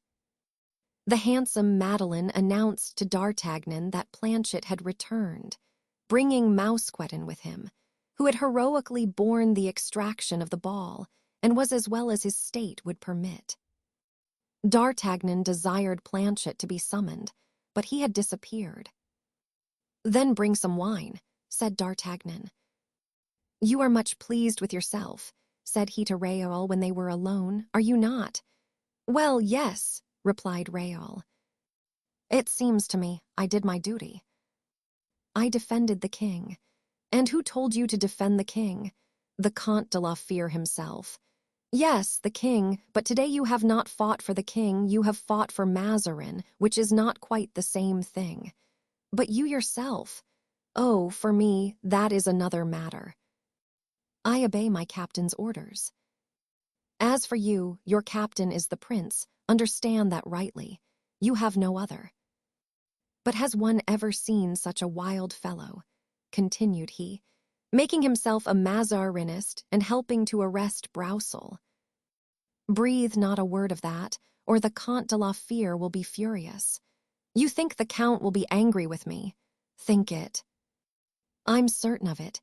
Were it not for that, I should thank you, for you have worked for us. However, I scold you instead of him, and in his place. The storm will blow over more easily, believe me." "And moreover, my dear child," continued D'Artagnan, "I am making use of the privilege conceded to me by your guardian." "I do not understand you, sir," said Réal.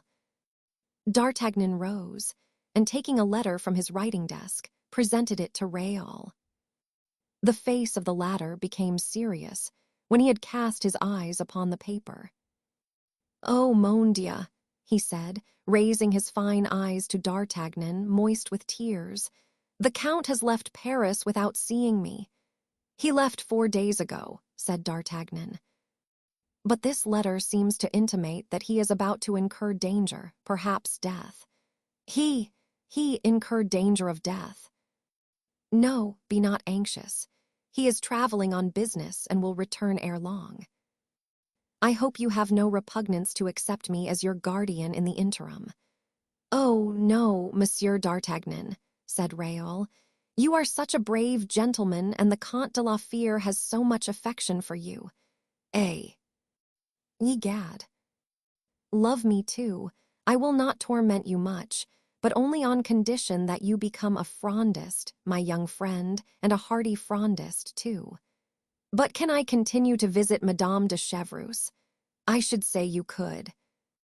And the coadjutor and Madame de Longueville, and if the worthy Broussel were there, whom you so stupidly helped arrest, I should tell you to excuse yourself to him at once and kiss him on both cheeks.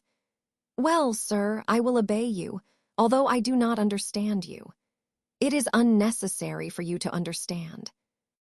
Hold, continued D'Artagnan, turning toward the door which had just opened. Here is Monsieur du Vallon, who comes with his coat torn.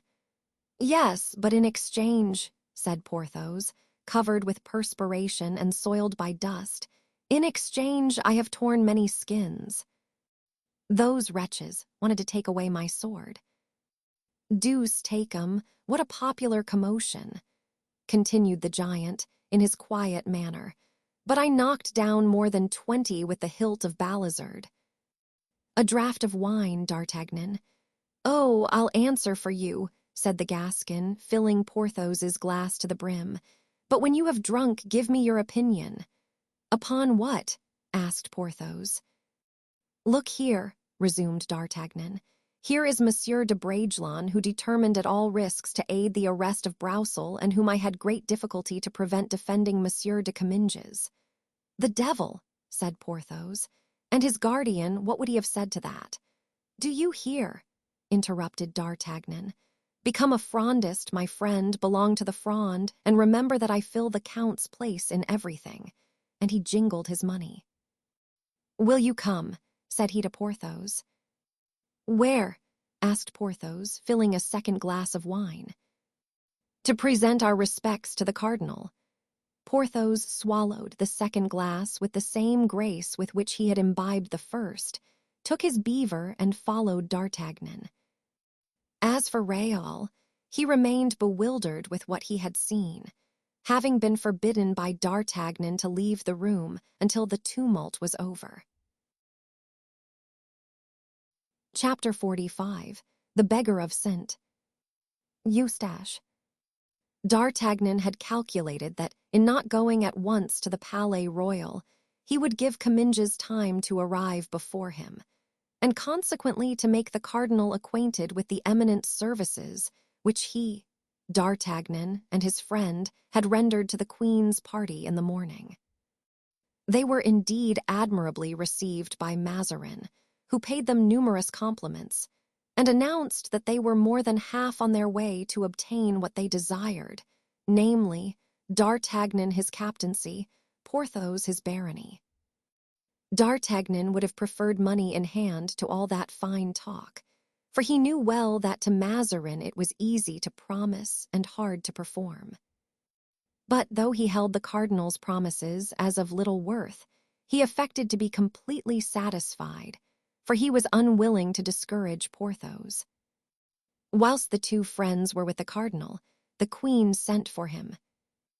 Mazarin, thinking that it would be the means of increasing the zeal of his two defenders, if he procured them personal thanks from the queen, motioned them to follow him. D'Artagnan and Porthos pointed to their dusty and torn dresses, but the cardinal shook his head.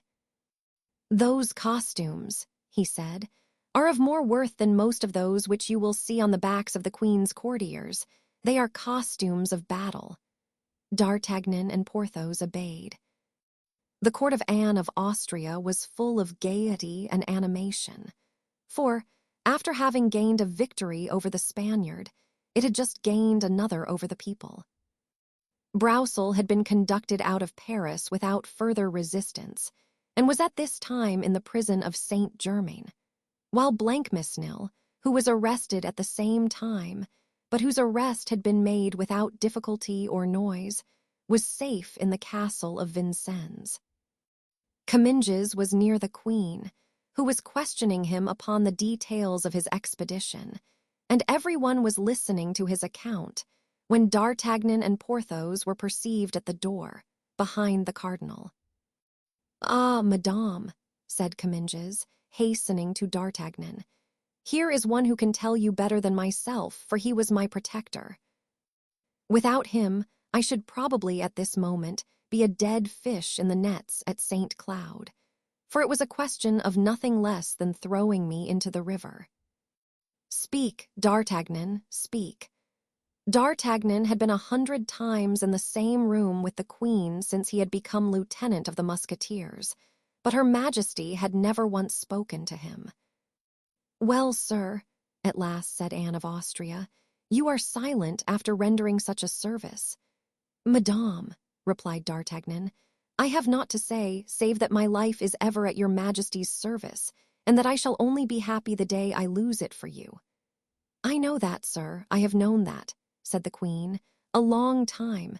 Therefore I am delighted to be able thus publicly to mark my gratitude and my esteem."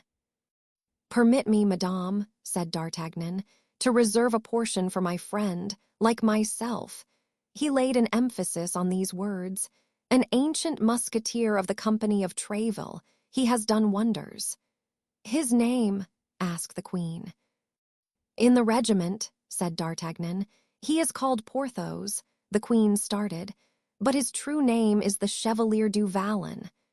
"De Bracia de Pierrefonds," added Porthos. "These names are too numerous for me to remember them all, and I will content myself with the first," said the Queen, graciously. Porthos bowed. At this moment, the coadjutor was announced. A cry of surprise ran through the royal assemblage. Although the coadjutor had preached that same morning, it was well known that he leaned much to the side of the Fronde. And Mazarin, in requesting the Archbishop of Paris to make his nephew preach, had evidently had the intention of administering to Monsieur de Retz one of those Italian kicks he so much enjoyed giving. The fact was, in leaving Notre Dame, the coadjutor had learned the event of the day. Although almost engaged to the leaders of the Fronde, he had not gone so far, but that retreat was possible, should the court offer him the advantages for which he was ambitious, and to which the coadjutorship was but a stepping stone. Monsieur de Retz wished to become archbishop in his uncle's place, and cardinal, like Mazarin, and the popular party could with difficulty accord him favors so entirely royal. He therefore hastened to the palace to congratulate the Queen on the Battle of Lens, determined beforehand to act with or against the court, as his congratulations were well or ill received. The coadjutor possessed, perhaps, as much wit as all those put together who were assembled at the court to laugh at him. His speech, therefore, was so well turned that in spite of the great wish felt by the courtiers to laugh, they could find no point on which to vent their ridicule. He concluded by saying that he placed his feeble influence at Her Majesty's command. During the whole time he was speaking, the Queen appeared to be well pleased with the coadjutor's harangue, but terminating as it did with such a phrase, the only one which could be caught at by the jokers, Anne turned around and directed a glance toward her favorites, which announced that she delivered up the coadjutor to their tender mercies. Immediately, the wits of the court plunged into satire.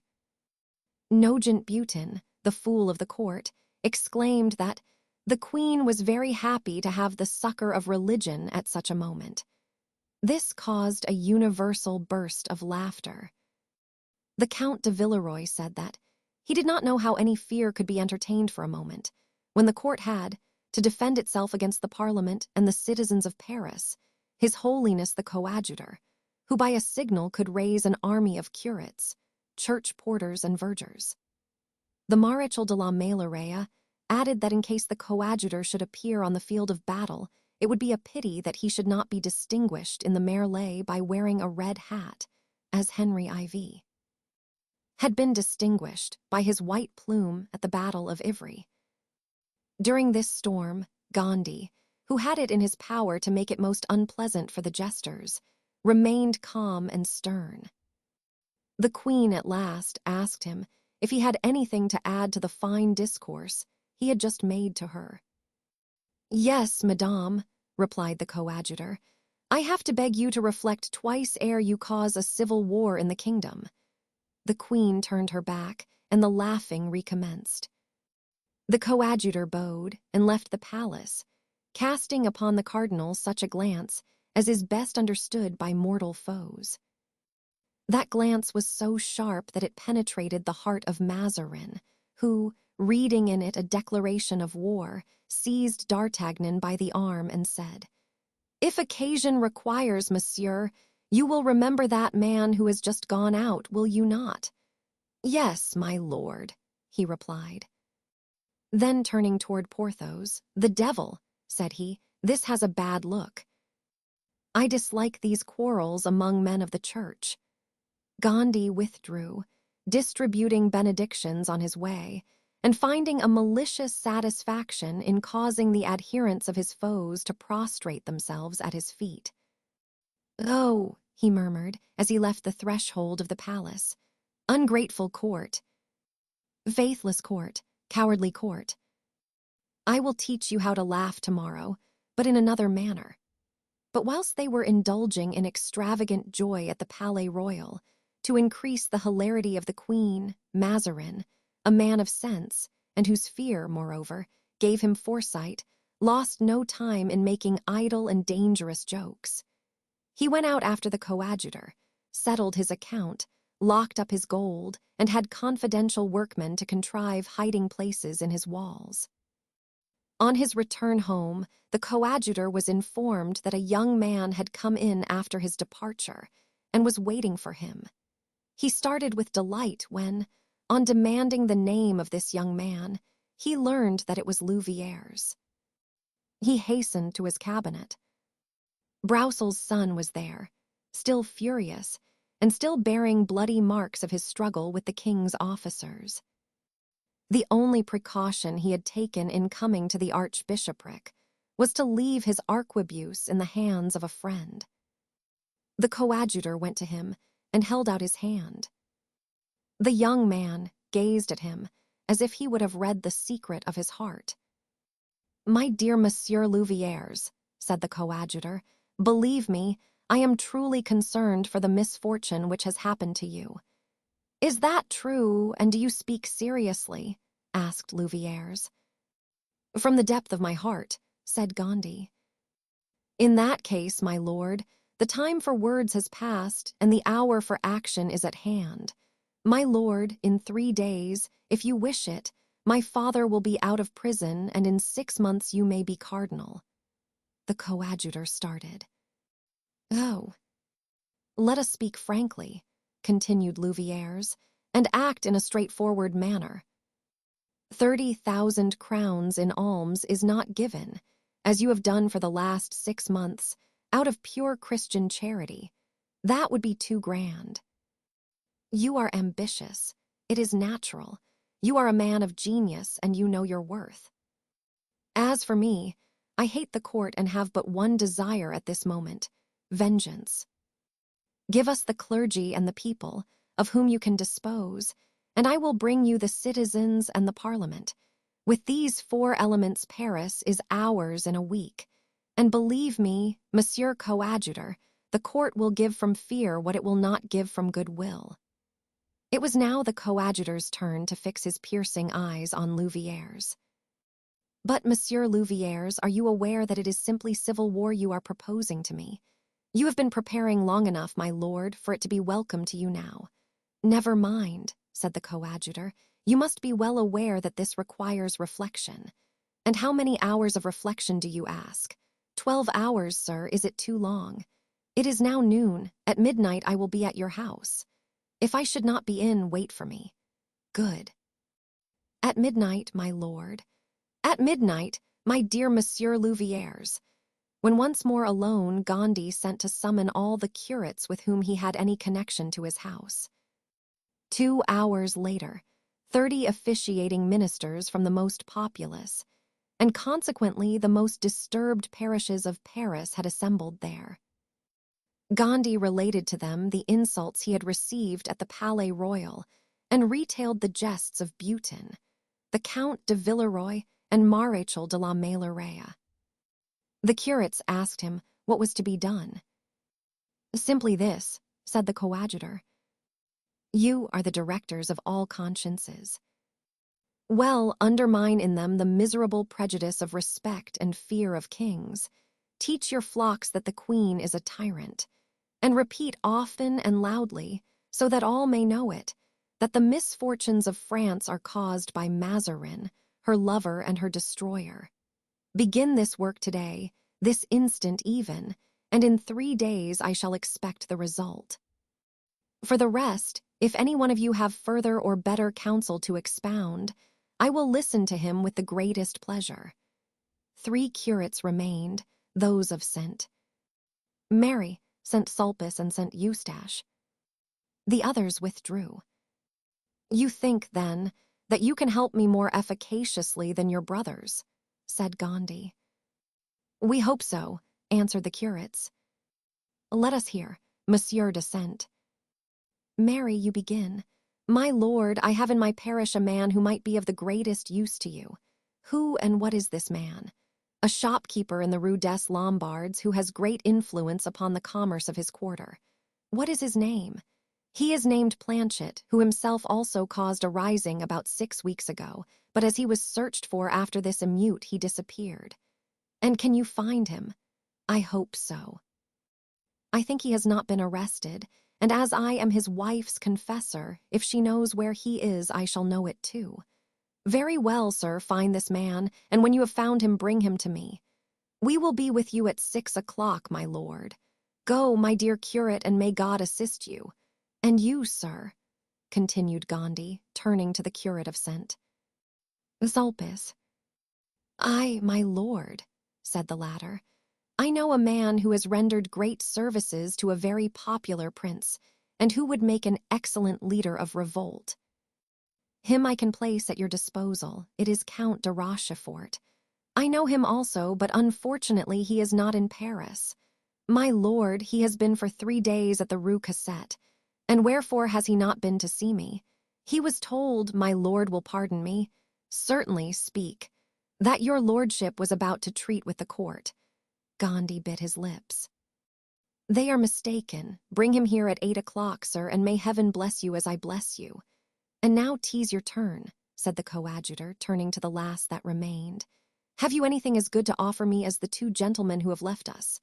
Better, my lord. Diable, think what a solemn engagement you are making. One has offered a wealthy shopkeeper, the other a count. You are going, then, to offer a prince, are you? I offer you a beggar, my lord." "Ah, ah," said Gandhi, reflecting. "You are right, sir. Someone who could raise the legion of paupers who choke up the crossings of Paris. Someone who would know how to cry aloud to them, that all France might hear it, that it is Mazarin who has reduced them to poverty." "Exactly your man." "Bravo." "And the man? A plain and simple beggar, as I have said, my lord, who asks for alms, as he gives holy water. A practice he has carried on for 6 years on the steps of Saint Eustache.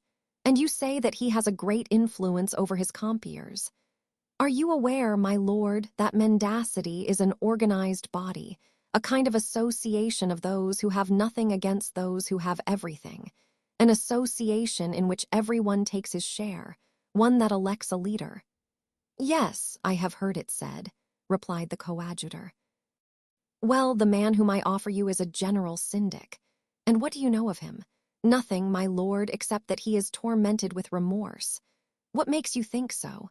On the 28th of every month he makes me say a mass for the repose of the soul of one who died a violent death. Yesterday I said this mass again. And his name? Maillard, but I do not think it is his right one. And think you that we should find him at this hour at his post? Certainly. Let us go and see your beggar, sir, and if he is such as you describe him, you are right. It will be you who have discovered the true treasure. Gandhi dressed himself as an officer, put on a felt cap with a red feather, hung on a long sword, buckled spurs to his boots, wrapped himself in an ample cloak, and followed the curate. The coadjutor and his companion passed through all the streets lying between the archbishopric and the St. Eustache Church, watching carefully to ascertain the popular feeling. The people were in an excited mood, but, like a swarm of frightened bees, seemed not to know at what point to concentrate. And it was very evident that if leaders of the people were not provided, all this agitation would pass off in idle buzzing. On arriving at the Rue des Prouvaires, the curate pointed toward the square before the church. "Stop," he said. "There he is at his post." Gandhi looked at the spot indicated and perceived a beggar seated in a chair and leaning against one of the moldings. A little basin was near him, and he held a holy water brush in his hand. "Is it by permission that he remains there?" asked Gandhi. "No, my lord. These places are bought." "I believe this man paid his predecessor 100 pistoles for his. The rascal is rich, then. Some of those men sometimes die worth 20,000 and 25, and 30,000 francs, and sometimes more." "Hum," said Gandhi, laughing. "I was not aware my alms were so well invested." In the meantime, they were advancing toward the square, and the moment the coadjutor and the curate put their feet on the first church step, the mendicant arose and proffered his brush. He was a man between 66 and 68 years of age, little, rather stout, with gray hair and light eyes. His countenance denoted the struggle between two opposite principles: a wicked nature, subdued by determination, perhaps by repentance. He started on seeing the cavalier with the curate. The latter and the coadjutor touched the brush with the tips of their fingers and made the sign of the cross. The coadjutor threw a piece of money into the hat, which was on the ground. "Maillard," began the curate, "this gentleman and I have come to talk with you a little." "With me," said the mendicant. "It is a great honor for a poor distributor of holy water." There was an ironical tone in his voice which he could not quite disguise and which astonished the coadjutor. "Yes," continued the curate, apparently accustomed to this tone. "Yes, we wish to know your opinion of the events of today and what you have heard said by people going in and out of the church." The mendicant shook his head. "These are melancholy doings, your reverence, which always fall again upon the poor. As to what is said, everybody is discontented, everybody complains, but everybody means nobody." "Explain yourself, my good friend," said the coadjutor. "I mean that all these cries, all these complaints, these curses, produce nothing but storms and flashes, and that is all. But the lightning will not strike until there is a hand to guide it." "My friend," said Gandhi, "you seem to be a clever and a thoughtful man. Are you disposed to take a part in a little civil war, should we have one, and put at the command of the leader, should we find one, your personal influence and the influence you have acquired over your comrades?" "Yes, sir, provided this war were approved of by the Church and would advance the end I wish to attain. I mean, the remission of my sins. The war will not only be approved of, but directed by the Church. As for the remission of your sins, we have the Archbishop of Paris, who has the very greatest power at the court of Rome, and even the coadjutor, who possesses some plenary indulgences. We will recommend you to him." "Consider, Maillard," said the curate, "that I have recommended you to this gentleman, who is a powerful lord, and that I have made myself responsible for you." "I know, monsieur le curé," said the beggar, "that you have always been very kind to me, and therefore I, in my turn, will be serviceable to you. And do you think your power as great with the fraternity as monsieur le curé told me it was just now?" "I I think they have some esteem for me, said the mendicant with pride, and that not only will they obey me, but wherever I go they will follow me. And could you count on 50 resolute men, good, unemployed, but active souls, brawlers, capable of bringing down the walls of the Palais Royal by crying, "Down with Mazarin," as fell those at Jericho? I think, said the beggar, I can undertake things more difficult and more important than that. Ah, said Gandhi, you will undertake then some night to throw up some 10 barricades. I will undertake to throw up 50, and when the day comes to defend them. Faith. Exclaimed Gandhi, you speak with a certainty that gives me pleasure, and since Monsieur le Curé can answer for you. I answer for him, said the curate. Here is a bag containing 500 pistoles in gold. Make all your arrangements, and tell me where I shall be able to find you this evening at 10 o'clock. It must be on some elevated place, whence a given signal may be seen in every part of Paris. Shall I give you a line for the vicar of St. Jacques de la Boucherie? He will let you into the rooms in his tower, said the curate. Capital, answered the mendicant. Then, said the coadjutor, this evening at 10 o'clock, and if I am pleased with you another bag of 500 pistoles will be at your disposal. The eyes of the mendicant dashed with cupidity, but he quickly suppressed his emotion. This evening, sir, he replied, all will be ready.